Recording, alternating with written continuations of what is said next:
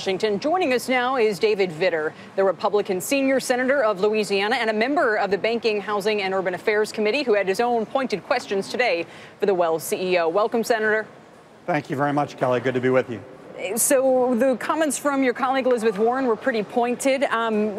Would you say that it's true that the committee is pretty united in its concern about this issue? And does it go further than concern? Absolutely. Are there further steps that are going to follow? Yeah, it's much further than concern. It's completely bipartisan because this was widespread fraud over many years that, according to his testimony today, he and the board didn't know about for several years. Something's wrong there.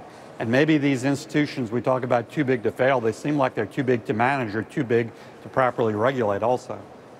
And this, in the case of Wells Fargo, is often seen as one of the better actors in the banking industry in recent years. It's certainly reflected in its stock price. It trades at a much higher relative to its book value than some of its peers.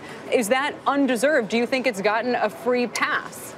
Well, some of that stock price is because of their average number of accounts per customer. And of course, now we're finding out that some of that was produced through fraud.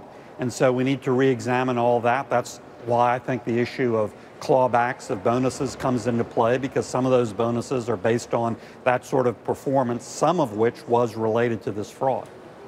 And where does that fit in, Senator, to the job of Congress exactly? Aside from trying to get to the bottom of this, aside from examining whether regulators had a handle on this, where does the issue of clawbacks or who should keep or lose a job come into the Senate's brief, for example? Well, look, as a conservative, I don't think Congress should micromanage any business. But certainly this raises my concern, which was already very, very high, about the ability for anyone to properly manage or regulate these mega institutions. As I said a few minutes ago, too big to fail apparently is too big to manage properly and too big to properly regulate, because this was widespread fraud which went on for several years. He testified today that he understood the fraud in 2013. Well, in 2011, that major division of his whole corporation fired 1,000 people over a fraud. You fire 1,000 people, a whole 1% of that division,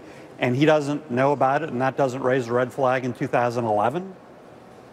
Hey, Senator, this primarily seems like it was a problem of awful institutional incentives, where a very broad goal was formalized down the chain in a way that was both very specific and obviously very stupid. So definitely a dereliction of leadership. But Senator Warren called for a criminal investigation, and it just kind of seems unlikely that Stump was sitting in a back room somewhere twirling his mustache, trying to come up with a way of doing this, given that even on the fraudulent accounts, Wells didn't make all that much money. So in terms of criminality, how are you thinking about that? Well, look, I agree with what you just said, but certainly a full investigation needs to be completed, and we should go wherever it leads, including there if it leads there. But I agree with your hunch on that.